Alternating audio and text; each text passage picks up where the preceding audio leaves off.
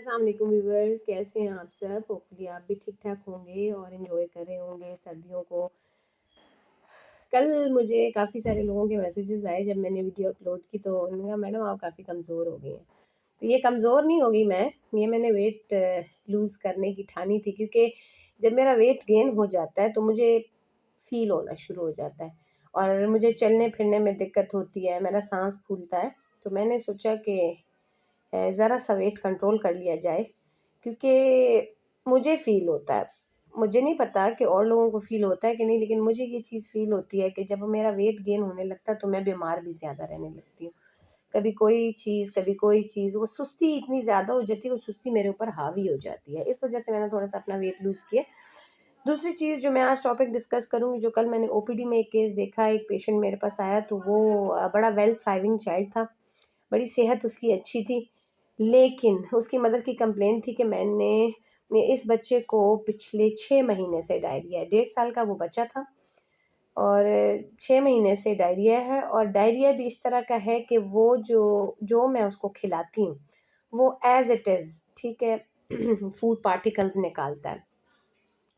तो उसकी मदर को मैंने कन्विंस किया कि भई इट्स कॉल्ड टॉडलर डायरिया, ठीक है? टॉडलर कहते हैं वो एज ग्रुप जो 1 साल से लेके 2 साल तक के बच्चे होते हैं जिसमें, और अक्सर और बेशतर पेरेंट्स की ये कंप्लेन होती है कि जो बच्चा खाता है, वो as it is food particles या फूड चंक्स जो है वो डायरिया कर देता है। और दिन में और इसकी जो निशानी है टॉडलर डायरिया की, कि एक तो बच्चा वेल थ्राइविंग होता है, हाइड्रेटेड होता है, मतलब उसमें पानी की भी कमी नहीं होती और उसकी सेहत भी ख़राब नहीं होती। जितना उसका रिक्वायर्ड वेट 1 से 2 साल के दरमियान होना चाहिए, 11-12 किलो, उतना ही होता है। और बच्चा सही, मतलब कॉम्प्लेक्शन वाइज़ भी ठीक होता है, क्लिनिकली भी वो एनीमिक भी नहीं लग रहा होता, या क्लिनिकली भी वो मैल नरिश्ड नहीं लग रहा होता। और तीसरी जो इम्पोर्टेंट चीज़ देखने वाली होती है कि वो दिन के टाइम तो स्टूल पास करता है, तो गट की जो मोटिलिटी है वो नॉर्मल दिन के टाइम होती है, रात के टाइम वो कोई स्टूल पास नहीं करता। दिन के टाइम वो चंकी स्टूल करता है, लेकिन रात को बिल्कुल भी उसको कोई स्टूल वगैरह नहीं होता। तो ये एक निशानी है टॉडलर डायरिया की, कि अगर बच्चा वेल थ्राइविंग है, बच्चे को हाइड्रेशन स्टेटस भी ख़राब नहीं हो रहा, बच्चा जो है वो एक्टिव अलर्ट है, बच्चे का रिस्पॉन्स नॉर्मल है, तो इट्स कॉल्ड टॉडलर डायरिया, और इस पे परेशान होने की ज़रूरत नहीं और ना इसको ट्रीट करने की ज़रूरत है। हाँ, ये होता है कि चूँकि गट की मोटिलिटी बार-बार स्टूल पास करना, बार-बार स्टूल, तो वो डाइट की उस तरीके से एब्ज़ॉर्प्शन नहीं होती, क्योंकि उसका ट्रांज़िट टाइम स्टमक में कम हो जाता है। तो उसके लिए फिर हम ये करते, थोड़ा बहुत ब्रेस्ट और बॉर्डर्स जो हैं वो वॉश आउट हो जाते हैं। तो उसके लिए फिर मैं जो डायरिया को ट्रीट करती हूँ, डायरिया को तो मैं ट्रीट नहीं करती, ना मैं किसी किस्म के प्रोबायोटिक देती हूँ, हाँ, डाइट में ज़रूर देती हूँ। लेकिन अदरवाइज़ जो है, मैं उनकी जो डाइट मॉडिफ़िकेशन करती हूँ इस तरीके से कि वो जो जो भी नॉर्मल खुराक वो ले रहे हैं, ठीक है? उसमें वो प्रोबायोटिक का यूज़ बढ़ा दें in the form of yogurt, ठीक है? दही वो अपनी डाइट में ऐड अप कर लें। और दूसरी चीज़ जो है, मैं उनकी एपिथेलियल की स्ट्रेंथनिंग के लिए, गट के एपिथेलियल की स्ट्रेंथनिंग के लिए मैं मेगा डोज़ विटामिन ए दे देती हूँ, या मैं उनको विटामिन ए रिच फूड्स के बारे में गाइड कर देती हूँ।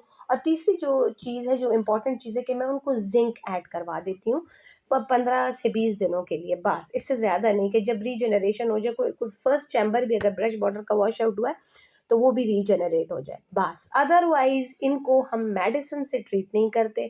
कोई किसी किस्म के भी आप जो है मेट्रोनाइडाज़ोल या रिलेटेड जो भी एंटीबायोटिक है वो देने की आपको ज़रूरत नहीं है। टॉडलर डायरिया को ट्रीट नहीं किया जाता। टॉडलर डायरिया में थोड़ी बहुत डाइट की मॉडिफ़िकेशन होती है। आप अगर बच्चे का शुगर इंटेक ऑब्ज़र्व कर लें, अगर बहुत ज़्यादा कर रहा है, शुगर इंटेक उसका ज़्यादा है, तो उसको थोड़ा-सा कंट्रोल कर लें, ठीक है? आप मदर को बता दें कि जो जितने भी जंक्स हैं वो अवॉइड करने हैं। आप मदर को बता दें कि उसकी डाइट के अंदर जो उनका आप 24 घंटे में वो खुराक लेता है, उसमें कंपल्सरी एक योगर्ट का जो है वन टाइम मील ऐड कर लें, या फिर जो खाना वो खाता है उसके साथ आप योगर्ट रायता या कोई भी इस टाइप की चीज़ योगर्ट रिलेटेड, या कप में 1 कप योगर्ट या 1 बाउल योगर्ट ऐड कर लें, ठीक है? कि प्रोबायोटिक ऐड नेचुरली प्रोबायोटिक्स उसको मिल जाएँ। तीसरी चीज़ जो आप उसको करें कि विटामिन ए रिच डाइट, क्योंकि विटामिन ए जो है वो आपके गट की लाइनिंग जो है, वो जो एपिथेलियल है उसकी स्ट्रेंथनिंग में बहुत अहम रोल प्ले करता है। तीसरे चीज़ ज़िंक ऐड कर दें कि अगर थोड़े बहुत टॉडलर डायरिया में ब्रश बॉर्डर का कोई फर्स्ट चैम्बर आपका वॉश आउट हो गया है, जो कि कार्ब्स की एब्ज़ॉर्प्शन को इंटरफेयर कर रहा है, तो आप ज़िंक ऐड कर लें 15 से 20 दिन के लिए। 15 दिन इज़ इनफ, बट चलें मैं 20 दिन 1 महीना ऐड कर लेती हूँ। तो आप वो ऐड कर दें बस। और कोई ज़रूरत नहीं है इस पे परेशान होने की कि मेरा बच्चा जो है दिन में 3 दफ़ा, दिन में 5 दफ़ा स्टूल पास करता है। इस चीज़ के लिए भी आपको परेशान होने की कोई ज़रूरत नहीं है कि भई इस डायरिया से बच्चे की कोई वेल बीइंग पे इफ़ेक्ट होगा। ठीक है, 2 साल तक बच्चे इस तरह चंक्स निकालते हैं, 2 साल के बाद बिल्कुल ऑलराइट हो जाते हैं, बिल्कुल कोई मसला नहीं रहता, फिर नॉर्मल खाने, नॉर्मल एवरीथिंग, ठीक है। स्टूल भी 24 घंटों में 1 बार या 2 बार करते हैं या 2 दिनों में 1 बार करते हैं, तो अपनी रूटीन में नॉर्मल आ जाते हैं। इसलिए टॉडलर डायरिया ऐसी कंडीशन नहीं है कि जिसको ट्रीट किया जाए मेडिसिन से।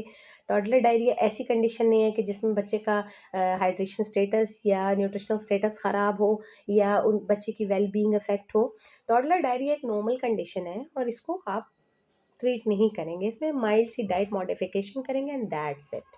Thank you very much. इसी के साथ मैं इजाज़त चाहूँगी। अपना बहुत ज़्यादा ख्याल रखें, दुआओं में याद रखें, मौसम को एंजॉय करें और आगे आने वाली मेरी वीडियोस के लिए स्टे ट्यून्ड रहें, क्योंकि मैं आने वाली वीडियोस में आपको कुछ स्टूडेंट्स के लिए मैं total parenteral nutrition, partial parenteral nutrition, enteral nutrition के भी कुछ टॉपिक्स लेकर आऊँगी कि किस इंडिकेशन क्या है, स्टार्ट कैसे होते हैं, और इससे रिलेटेड और भी न्यूट्रिशन रिलेटेड टॉपिक्स अपने नॉर्मल लोगों के लिए भी लेकर आऊँगी, जिनको जो मुझे ओपीडीज़ में केसेस देखने होते हैं, तो उनसे रिलेटेड भी मैं अपने लोगों के लिए भी टॉपिक्स लेकर आऊँगी।